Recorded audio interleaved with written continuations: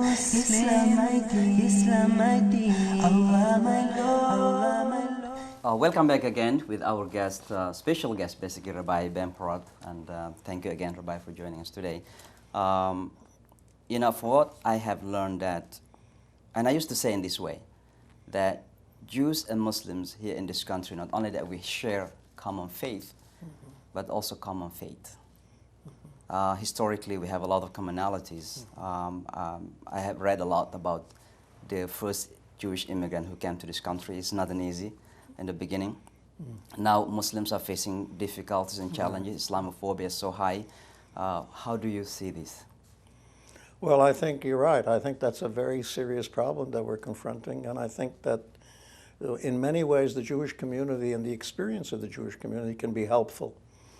First of all, in clarifying what really Judaism is and what it teaches. And here I must say that one of the things that I feel is so important is to emphasize, as you mentioned in the beginning of this program, at that time in the Golden Age in Spain, when there was all these great philosophers that, for example, I teach in a Catholic institution in Rome.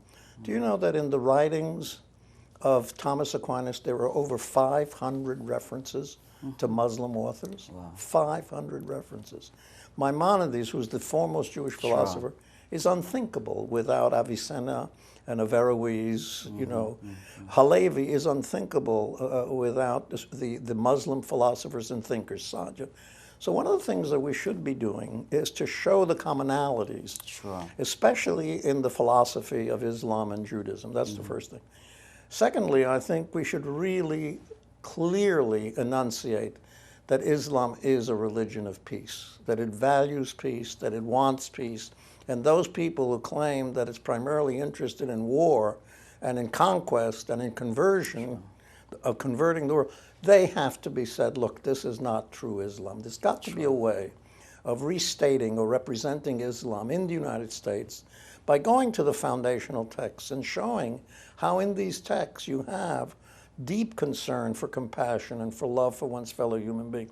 Let me tell you one thing that I found very, very important. Just recently, you had about 132 Muslim scholars responding to certain statements that were made by the Vatican, where they said categorically that the Hebrew Bibles and the New Testament statement that you should love your God with all your heart, soul, and might, and love your neighbor as yourself, that these are foundational for the Quran. In other words, they have the status of Quranic teaching, which as far as I know is the first time ever where a biblical text, whether it's a Jewish text or a Christian text, has gained canonical status for Muslims. More of that is needed. In other words, we have to show where there are these similarities of views with respect to the concept of God, monotheism, with respect to what monotheism means, with respect to the nature of man, with respect to revelation, with respect to the whole concept of the end of days, of justice and peace for all. All these things have to be stressed. And unless they're stressed, then you're leaving it to the politicians.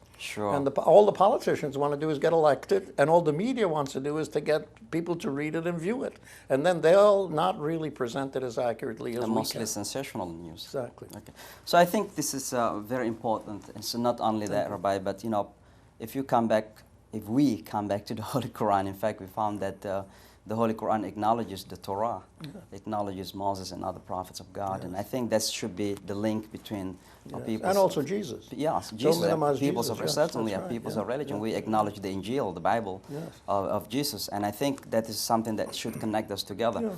But I think more important for us is that it is fundamental in our teaching to connect with other people, as we see that human beings are brothers and sisters. Let me just add one thing which is interesting. In the open session, there was a discussion by the chief speaker among the rabbis on Abraham, because we knew that Abraham is foundational for all three religions.